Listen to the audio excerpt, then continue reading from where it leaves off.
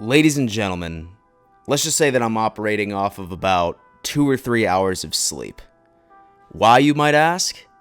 Because I was thinking, where the hell are we gonna put the Brandon Beane statue in the city of Buffalo? This guy is a f***ing magician, ladies and gentlemen. In fact, I think it's the least we can do if all of us offered up our girlfriends and wives and let him have an hour with each and every single one of them. This guy Ladies and gentlemen, you read the title of this video. That is exactly right. The Buffalo Bills. Yeah, I said it. The Buffalo Bills made a big splash move in free agency. Stefon motherfucking Diggs. That's right, guys. That's right. Honestly, like I was telling you, yesterday during free agency, while I was expecting Brandon Beane to be super conservative, I sort of mentally prepped myself for the entire situation once noon Eastern Standard Time hit yesterday, but I wasn't going to lie to you. I was actually starting to get a little discouraged, especially since I was, so spoiled from last year when Beane just absolutely dove in, signed John Brown, signed Cole Beasley, signed Mitch Morse, was making it happen. And hours and hours went by before we even ended up making our first move. But then, legitimately, soon as when I was about to fall asleep, I see the Twitter notification that the Buffalo Bills made a trade for perhaps one of the best receivers in the entire fucking league. Ladies and gentlemen, I apologize for the profanity, but I've just been jumping through as many possible tables as I possibly can see, screaming. I woke my damn girlfriend up last night once I read that tweet. This is probably one of the biggest moves that I have seen as a Buffalo Bills fan since LaShawn McCoy was sent over to us about 4 or 5 years ago. This is absolutely absurd. Now, I know that a lot of us were sort of interested in the specifics of the deal, right? And then some Bills fans, mostly the Bills fans who have no idea what they're talking about, don't know football, they're not necessarily happy with the draft capital that we ended up giving to get Stefon Diggs to go on ahead and come to the Buffalo Bills. So specifically, this is how we made it, right? So the Buffalo Bills ended up getting Stefon Diggs by sending over our first-round pick, a late first-round pick, number 22, our 5th round pick, a 6th round pick, which do keep in mind, we had several of those. We still have a pick in the 5th and the 6th round, and then a 2021 4th round pick in exchange for probably the best receiver the Bills have seen on this team in a very, very long time. Now, I know that a lot of Bills fans, specifically on Twitter, they were complaining that we gave up too much, that we gave up way too much capital, and we're really putting all of our eggs in one basket.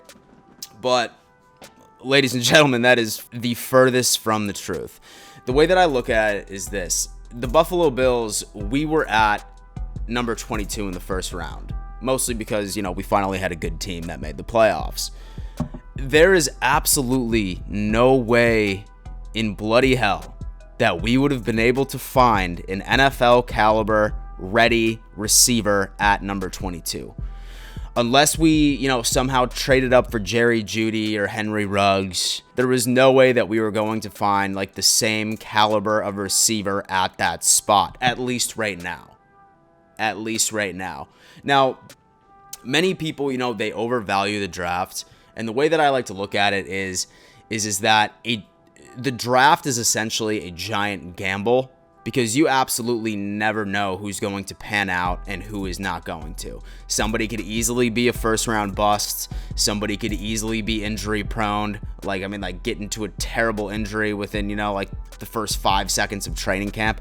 You really don't know. Getting a receiver who, in my opinion, and many other people agree with me on this as well, is that we just got the best route runner in probably the NFL. In fact, it was funny. I ended up pulling up some stats here. Stefon Diggs, right, in 2019, his reception success rate versus coverage scores, get this, versus man, 76.5%, versus zone, 84.3%, versus press, 79.1%, which was a career best. He's now finished above the 93rd percentile against man coverage for 3 straight years. He is the best route runner in the NFL. Guys, I know that it's very easy for all of us to be super excited about, like, oh, like, we have Stefon Diggs now, but I really don't think that people understand how crazy of a move this is, right? Now, I know that he's not the big receiver that we all thought that we needed, right? I'm pretty sure he's 5'11", maybe 6 foot. I could be wrong. Correct me on that. But don't get that twisted, because the man has contested catches up the yang. Like, honestly, like, I've learned my lesson of showing some highlights on these videos. I've definitely learned my lesson for showing highlights on these videos. But if you just take a second and go through YouTube and just look at, some of his highlights, some of the contested catches that he's made, most specifically the Minnesota Miracle, beautiful grabs that he makes in the end zone where nobody thought that he can come up with. He's the receiver that's going to come up with that. And that's exactly what Josh Allen and the Buffalo Bills offense was missing, was that for show. Like, when the game's on the line and you need to put up 6 on the board, you're looking to go to your best receiver who's most likely going to come up with it. And Stefon Diggs is going to be able to make those plays that the Buffalo Bills have been desperately waiting for. And I really can't wait to pair him up with Josh Allen. And so it's funny because regardless of what the Buffalo Bills do, whether or not that it's make a blockbuster trade, like for Stefon Diggs or anything for that matter, there's always going to be people that are going to be upset. And first off, there was a bunch of people who were upset that we gave up so much. Personally, I say those picks.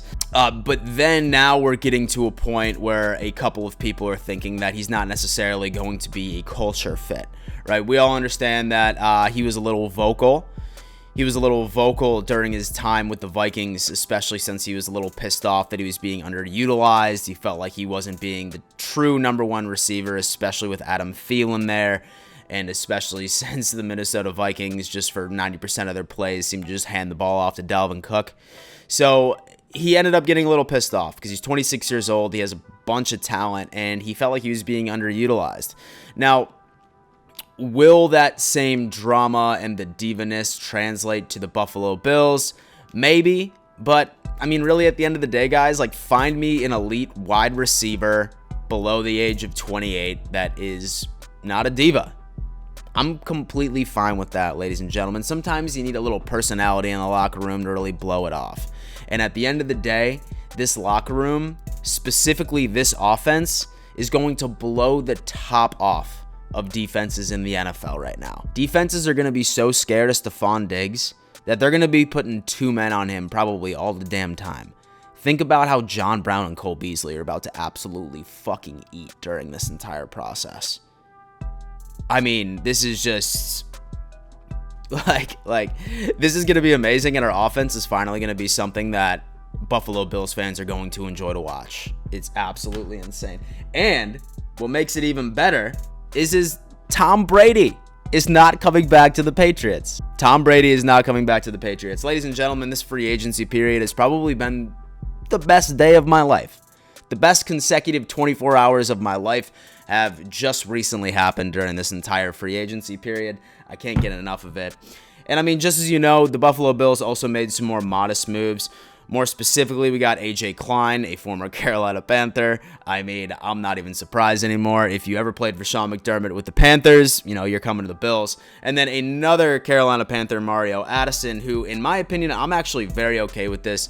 He's averaged over 9 sacks the past 4 years, so I think that that's going to be a lot of help for our defensive line. But guys, free agency is not over. I have a feeling that we're about to see another busy day. I'm hoping that we get Jordan Howard. I would absolutely love that. I'm glad that Brady's out of the division. It looks like the Buffalo Bills are about to be a shoo-in for the AFC East. And we'll see what's up, guys.